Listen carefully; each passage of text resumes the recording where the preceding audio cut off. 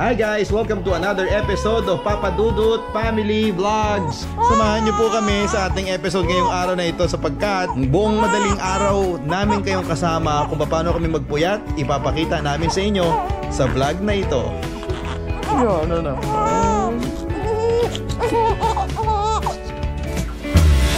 Your beautiful smile, your beautiful life are waiting for you to shine bright. It's never too early or late to start to rise up and shine.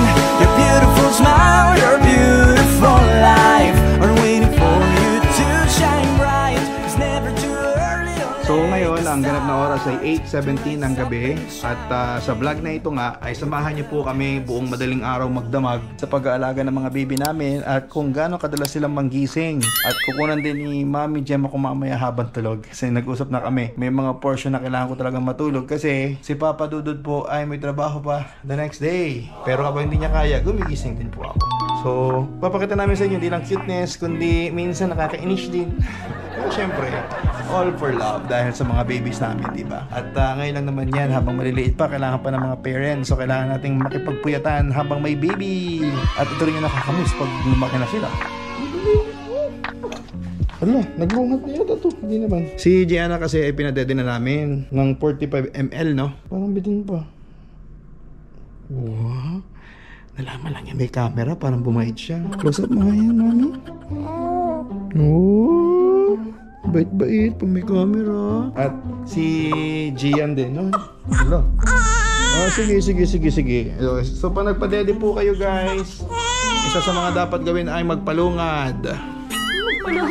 Magpalungad, magpa-burp. Hindi namin masyadong pinapakain, guys, kasi syempre pag nag-overfeeding po kami, yun nga maglulungad. Ayun naman namin kasi nahihirapan sila, lumalabas sa ilong yung gatas, tsaka sa bibig. Si Gian, kanina pang tulog yan. O, ayan, o. Tulog na tulog. Alam niyo mga baby, ang cute-cute talaga nila. Ang sarap tingnan kapag tulog. Tapos kapag gising na sila, ang sarap uling patulogin. Naka boxer shorts lang ako, guys, kaya laging safe na safe si Mami Jem sa pagkuha ng video. Hindi makita yung aking boxer shorts. So ayan. So 8:19 po ngayon. Ang gising po ay si Gianna. Tulog si Gian. Kaya sa mga nag-aalaga sa madaling araw, talagang walang tulugan. Kaya sa umaga, natutulog si Mami Jem. Ako naman ang gising sa umaga. So medyo na lalaman na po namin yung mga scheduling, di ba, na dapat gawin. So sa akin naman kasi I have work in mid morning. So nag-i-edit pa ako, nag-voice over pa ako sa studio. So papasok pa rin ako sa LS. So kailangan talaga may tulog din ako. Pero hanggat kaya ko pang samahan si Mami Jem sa mga kambal, ginagawa naman ni Papa Dudut yan. Yan ang sinasabi ko. Parang nagpaparamdam na sila. Sinasabi niyang malapit na ako mag-isip. Yung pinapanood namin, guys, yung Disturbia. Pero napanood na namin ito dati, you know? Binalik lang namin. Parang gusto lang namin tawag doon, yung mag-throwback movies. So minsan nanonood din ako ng mga dati nang napanood na movies for throwback purposes.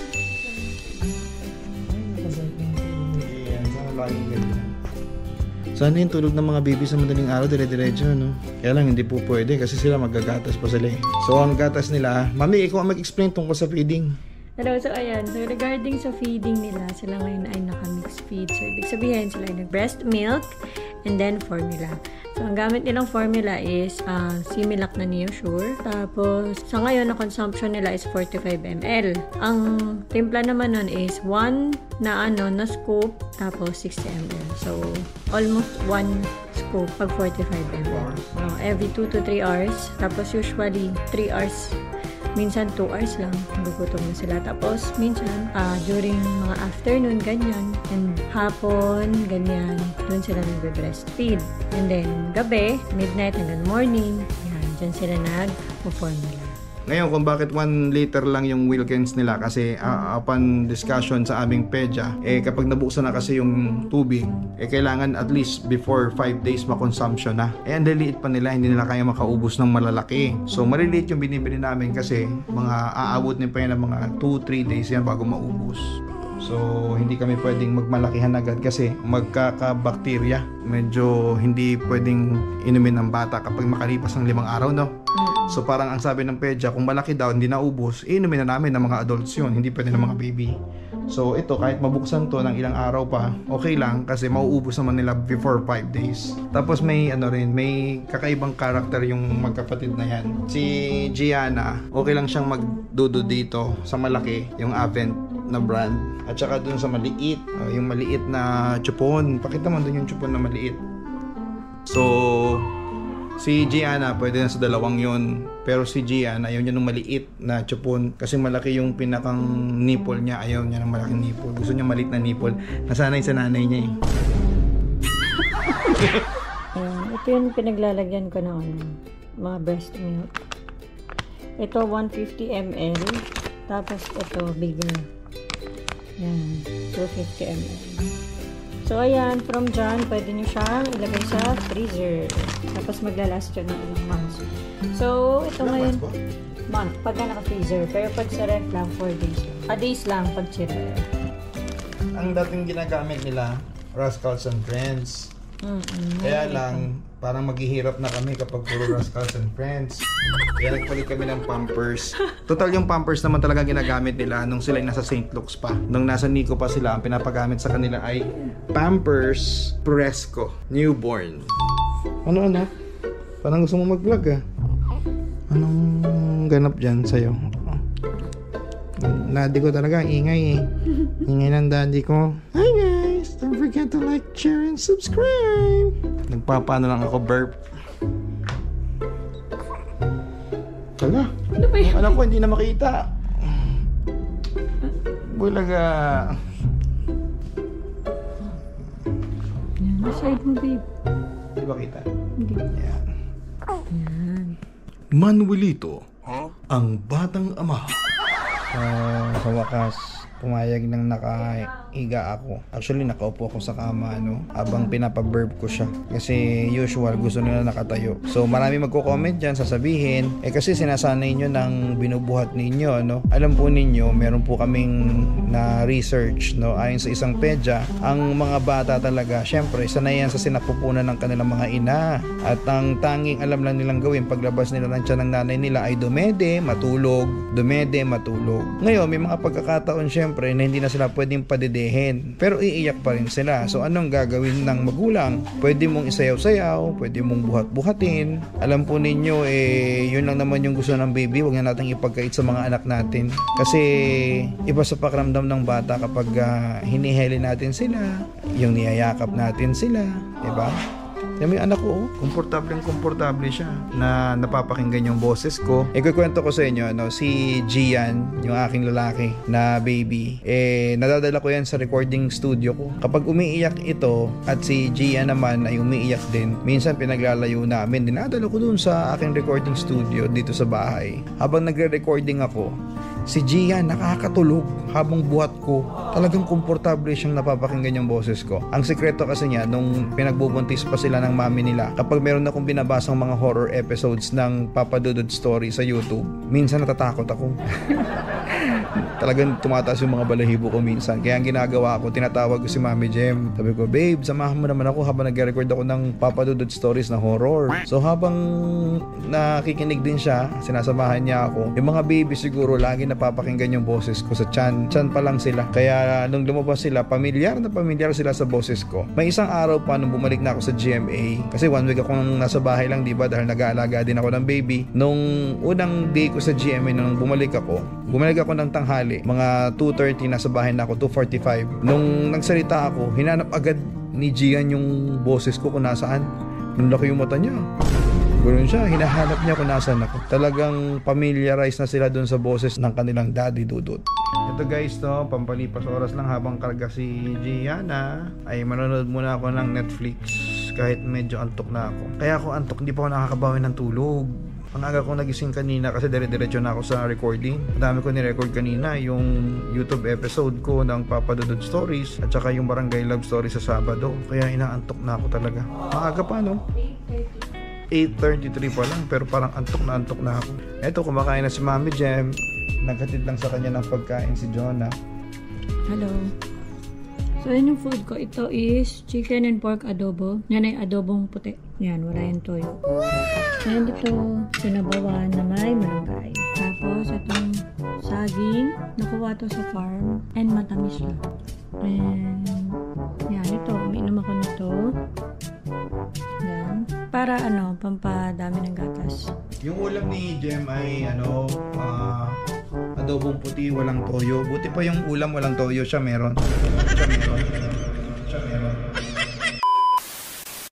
Sa episode na ito guys, huwag kayong magugulat kung wala si Kite kasi si Kite po ay may ubo. So siya po ay nasa kwarto niya laging tumatambay. Sa katunayan, siya po ay nagpapagaling. Yan pong ginagawa niya. Nagpapagaling po si Kite. Busy-busy sa paglalaro online. Huli-huli. So ito yung pinakamasayang part ng pag-aalaga ng baby kapag sila'y tulog.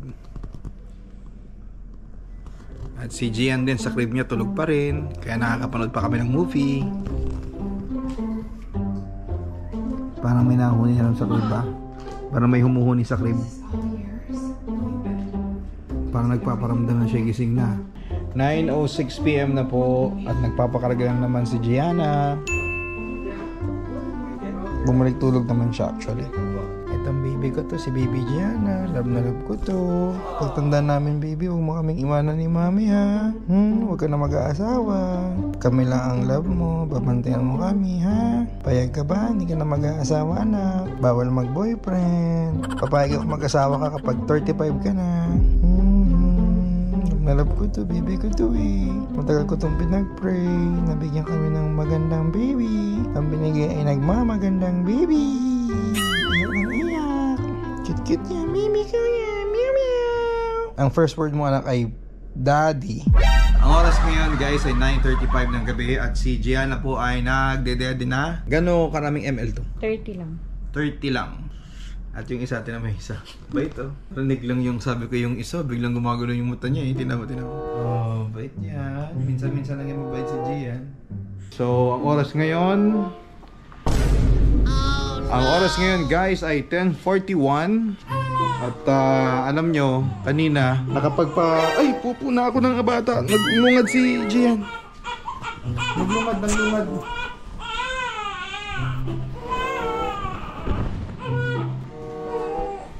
Naglungad si Gian guys.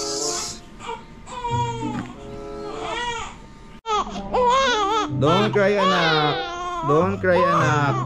Sino nang ape? Bubugbugin ni daddy. Sino nang ape kay Gian ha? Sino po ang nangape sa baby ko ha? Palit na tayo ng damit anak ha? Okay, yes daddy. Oh, umiiyak pa rin. Karga-karga ko na po siya. Umiiyak pa rin siya. Huwag na umiyak anak. Huwag na umiyak anak. Ano? Lobat ako guys ha. Baka maputol yung vlog namin. Hello guys. It's 12:30 AM. Ang dami na nangyari. Nalobat ako. Hindi ko na-document lahat. Patulog na si Gian. Si Gianna andun pa rin. Antok na ako guys.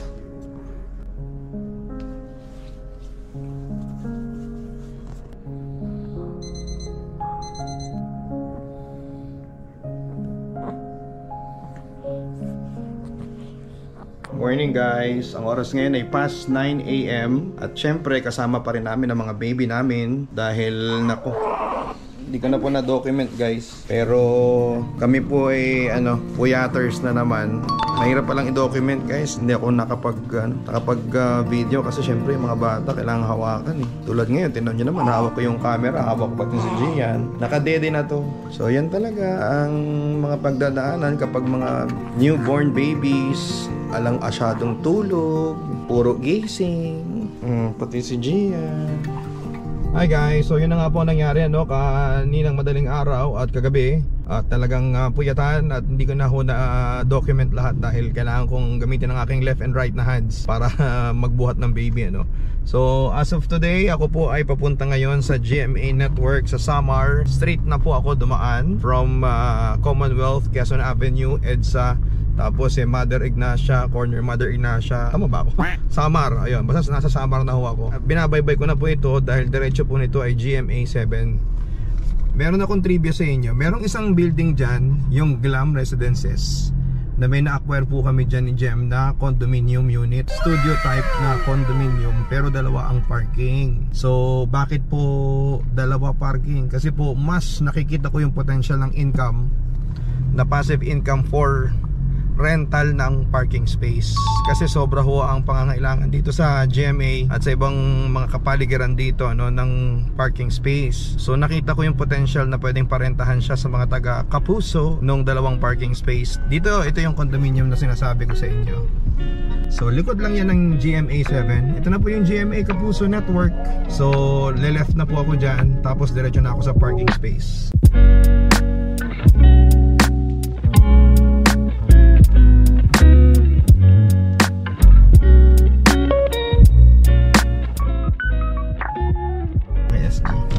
Okay ka naman sa vlog?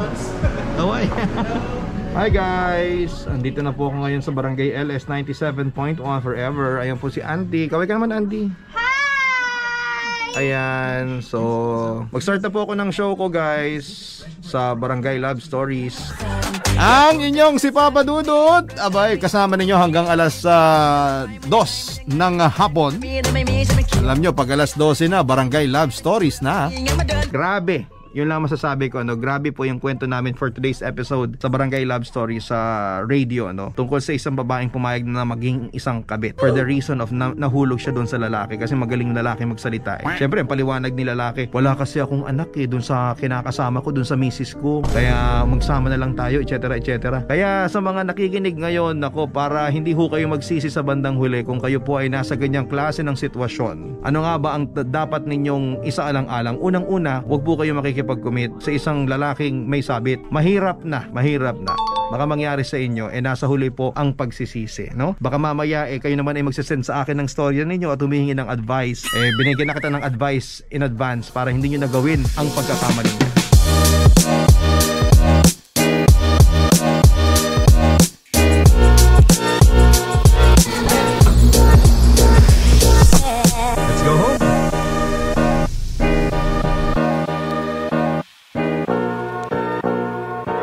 Dahil nga sa nagsarado ang daan sa GMA EDSA, meron na akong ibang ruta, no, pauwi ng Commonwealth. So sa buhay natin, kailangan minsan ng mga pagbabago tulad ng pagbabago kung saan ka dadaan. Parang sa buhay natin, kung meron ka pinagdadaanan, kailangan magdesisyon ka kung saang landas mo gustong tumahak. Lalim, Papa Dudut, lalim. Kaya pala hindi sumasagot si Jem sa tawag ko kasi nagpapalit ng diaper sa baby. So isa rin yun sa ginagawa ko habang pauwi. Nanonood ako sa CCTV para makita ko yung aking family, kung anong ginagawa na nila. So let's go home na nga. Let's go home.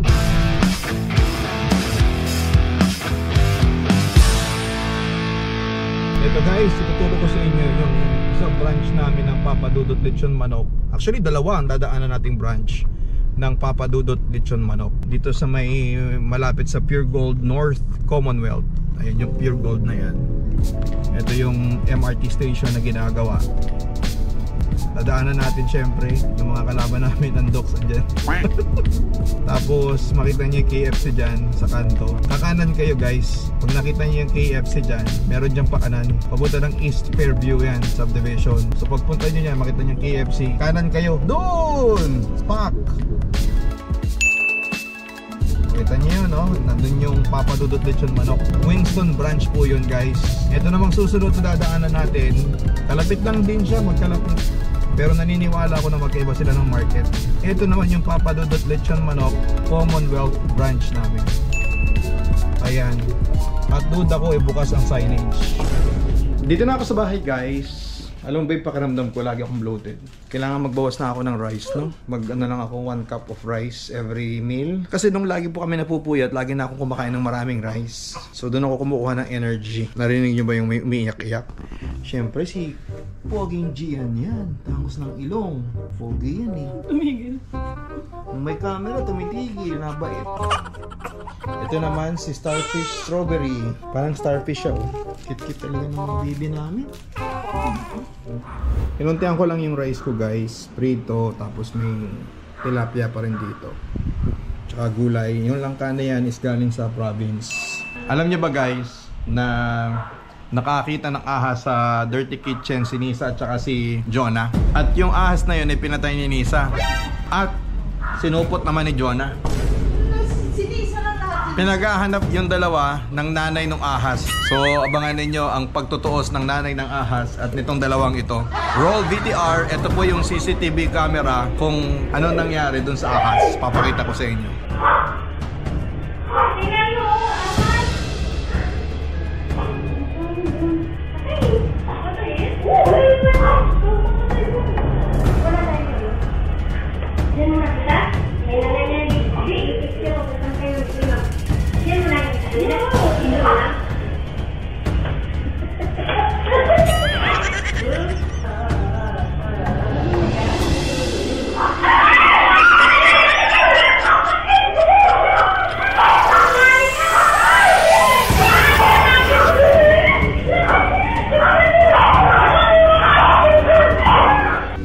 O, kita nyo na? Ganun po ang nangyaring krimen. Sila po ang magkasabwat dalawa. Ito nakakita. Nagtatalon pa nung nakita yung ahas. Tapos itong si Nisa nagmamadali na pinatay yung ahas. Nako. Pero may namin si Jonah, may una raw siyang pinatay na ahas na maliit. Sa lababo. Nakita mo? Sa gripo. Nako po, nagtuturoan na. Nako, magkakaalaman na. Pag sinundan na kayo ng nanay. At abangan niyo yung tatay, si Suma. Ito guys, yung aming saging galing sa probinsya medyo nag-overripe na. At may kambal din na saging. Ayan yung kambal na saging. Kainin ko nga itong kambal na saging. Baka magkamuli ako ng kambal na anak. Pag kumain ako ng kambal na saging. Itong variety ng saging na to, kulay green siya, pero pagkasarap-sarap. Hinog na po siya. Mukha lang siyang hindi hinog, pero hinog na. Panin ko lang yung mga saging sa kwarto namin para makain ko. Kasi kumakain ako ng mga chicherya, ito kainin ko. Dami akong saging, oh. Ganito ang buhay ko, guys. Pagkatapos ng radyo, alaga ng bata. Mahirap talaga maging batang ama. Manurito. Ano ba yun? Miguelito. Angelito. Angelito, ang batang ama. Ay, nakatulog din siya.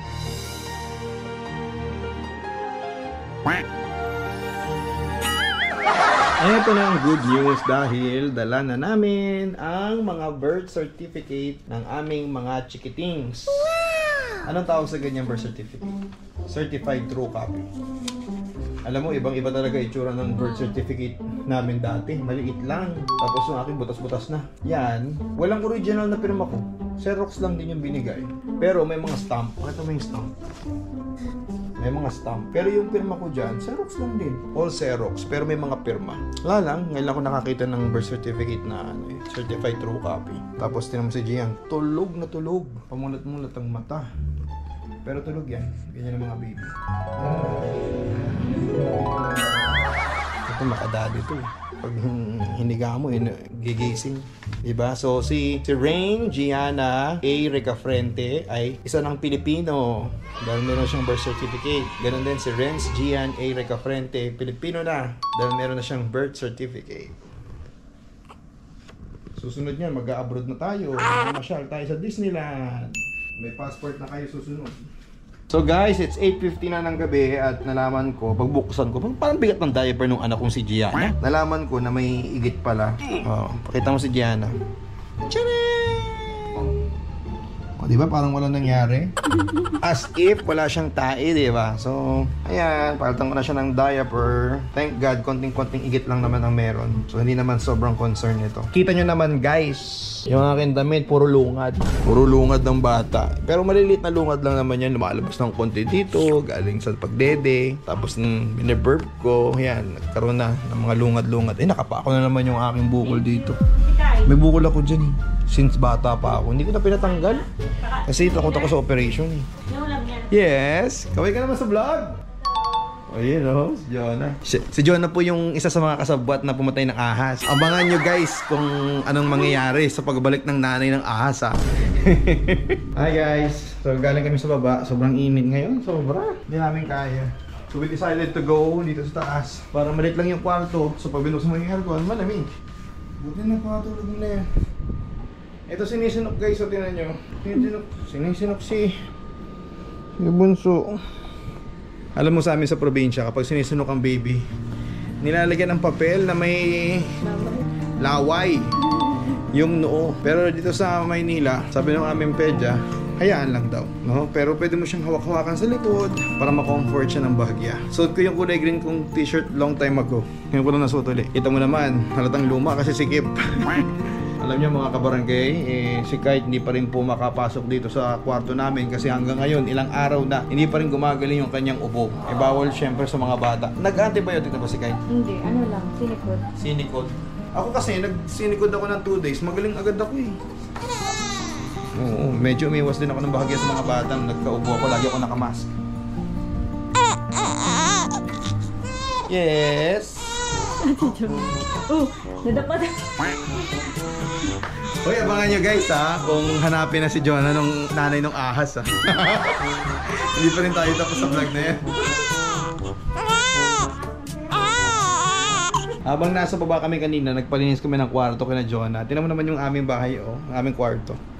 Oh, nagkaroon kami ng sari-sari store.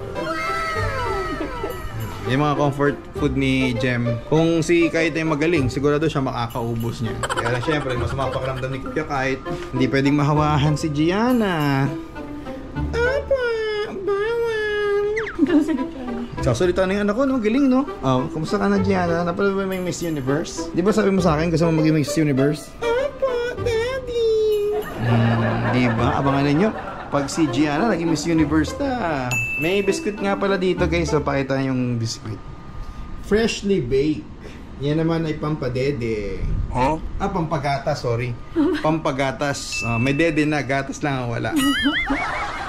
Tsaka ngayong panahong ito, kailangan practical. So, nakabili si Jem ng maraming Lysol sa murang halaga. Explain mo, babe. Saan mo na-score yung Lysol mo? So, yeah, din i-order ako online. Tapos ganito, naghahanap lang ako kasi ng mga available online. Tapos nakita ako na may free na Lysol. So, eto, papakita ako sa inyo. Ito yung nabili ko. Ayan. So, dalawang ganito na malaki. Tapos may free siya na small na Lysol. Mga ganyang kalaki. 250 ml. Yung free niya na Lysol. Yun. Tapos in-order ko lang siya online. Tapos yun na, dumating siya. Dalawang malaki. Tapos may free na maliit. Parang around... I forgot. Nakalimutan ko kung magkano. Sobrang mura guys, di ba? Nakalimutan niya. Ito pa rin yung mga saging na galing sa farm. Medyo nagbablock na siya. So, sobrang dami kasing saging. Yung ibang mga saging, pinamigay na namin sa mga kapitbahay. Di ba? Lahat ng kapitbahay namin dito, napadalhan na po namin ng saging. So, comment down below. Gusto nyo ba ng saging? Baka padala namin kayo. So, napaliguan ko na po si Gian. Mami niya nagdadamit. At syempre, kanina hindi po to tulog. Biglang natulog. Parang nakatunog na siya'y paliliguan.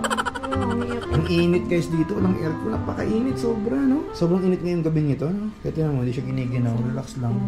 Ang init. Ano mga diskarte, no? Kung maliligo, biglang himbing natulog. Gianna, parang nadududa talaga ako sa'yo. Talaga bang inaanto ka o alam mo maliligo na? Mura yung paa. Natanggalan mo ng ano sa ilong? Mga kulangot, mga sipon, gano'n. Ito yung ano, nabili ni Mami Jem sa online. Ginagamit niya to para pantanggal ng mga nasa ilong. Kayo guys, anong ginagamit niyo sa mga babies ninyo para matanggal yung mga chismis sa ilong? Comment down below. So, isa sa mga tinuturo namin sa mga bata pa lang sila ay magsumikap na sila sa buhay at paghirapan nila ang mga kinakain nila. Sa katunayan, si Gian po, siya na po ang nagdadala ng kanyang gatas. Di ba ate? Ano masasabi mo sa mga pangyayari? Kamiti lang. Kasi alam niyang yun ang turo namin sa kanila. Maraming salamat guys for joining our vlog. Don't forget to like, share, and subscribe. Malaking bagay po sa amin na maging parte kayo ng aming pamilya sa paglaki ng aming mga babies at kung ano man ang mga pinaggagawa namin behind radio and kung ano man ang pwede naming maituro sa inyo at kayo naman maituro sa amin. Welcome po kayong mag-post ng inyong mga comment sa comment section below. Don't forget to push the notification bell para updated po kayo sa lahat ng mga vlogs namin. Maraming salamat. Don't forget to like, share, and subscribe. Bye-bye! Patok na mga baby. Bye-bye. Your beautiful smile, your beautiful life are waiting for you to shine bright. It's never too early or late to start to rise up and shine.